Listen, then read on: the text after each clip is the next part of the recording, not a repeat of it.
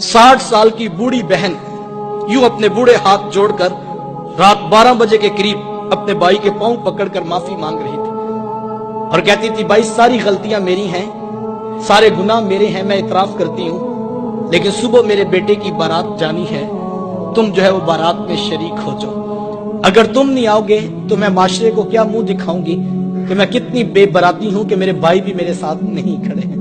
वो बूढ़े हाथ जोड़ जोड़कर यूं माफिया मांगती थी और भाई बड़क मार के कहता कि मेरी बहनें मर गई हैं, मुझे किसी बहन की कोई जरूरत नहीं है। उसके जवान भाई साथ बेटे पास खड़े हैं और वो कहते, माँ कोई आता है तो ठीक है, कोई नहीं आता तो कोई परवाह नहीं, हमें कोई फर्क नहीं पड़ता, हमारी बारात सुबह धूमधाम से जाएगी। लेकिन वो कहती, बेटा तुम चुप रहो, ये मेरा और मेरे वीर का मामला है, मैंने भाई राजी करके जाना है, मैंने भाई राजी करके जाना है।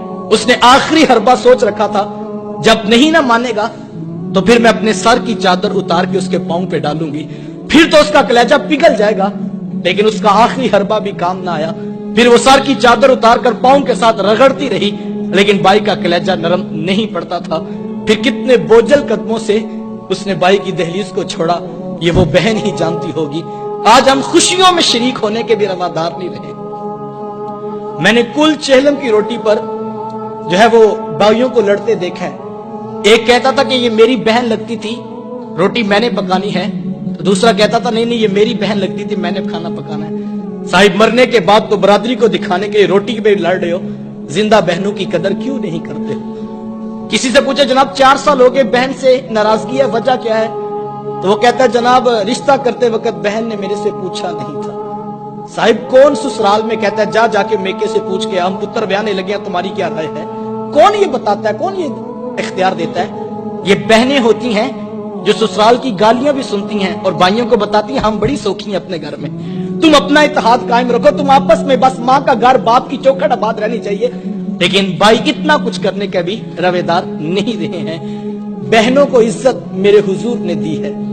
जब बेटी ज़बा की जा रही थी, बहनें जिंदा दरगोर की जा रही थी, माँ को मंडियों में बेचा जा रहा था, उस दौर में बीवी की क्या हैसियत होगी? जबकि आज के तहजीब याफ्ता दौर में भी कुछ लोग बीवी को पांव का जूता ख्याल करते हैं। मेरे हुजूर अज़वाजे मुतहरात के साथ जो मोहब्बतों बड़ी दास्तानें रकम की हैं, मुआशरा उनकी मिसाल नहीं ला सकता है।